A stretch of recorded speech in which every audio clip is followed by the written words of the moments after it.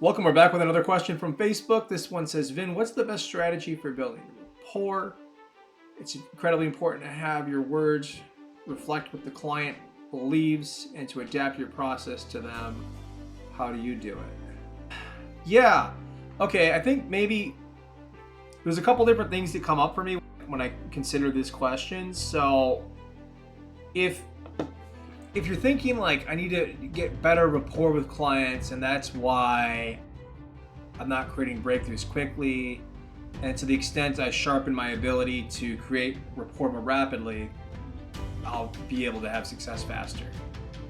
I think where there could be a potential flaw in that thinking is you're not actually doing it, right? Like what you say to a client and whatever process or like framework you have in mind when you approach the session, no matter how much you try to adapt it to that client, it's ultimately going to pale in comparison to that client's unconscious mind's ability to just generate a solution, because it understands the problem, and once you create a space for it to generate the resources it needs, now it just has to integrate.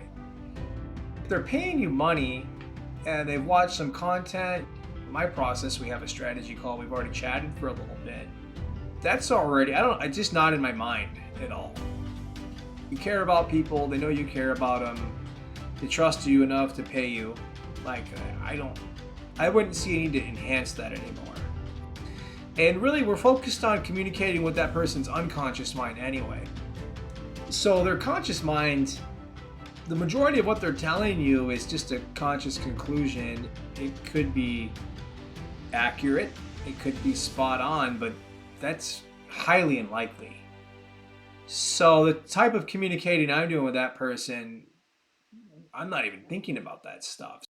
In terms of a strategy, I would say the best thing you could do is take a step back and don't try to solve that person's problem. Don't try to run them through a framework, because as soon as you do, resistance is going to come up. I'm sure you've had people give you advice in the past, and even if it was good, solid advice, just the way they delivered it, you didn't like it. Like, you don't act on it.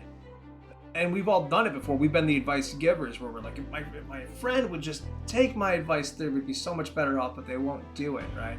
It goes back to that Blaine Pascal quote. I always butcher these. It's something like, people are more convinced of reasons they come up with on their own versus the ones you give them. That's an approximate quote, I'm sure. But look, like the quickest way we could talk, I would say, look at all the things you do that destroy rapport and avoid those, and then focus primarily on communicating with that person's unconscious mind. Start to notice that, and then it just becomes easy. You don't even have to think about that anymore. So it's like a way to back into it. Thank you again for your question. That's absolutely fantastic.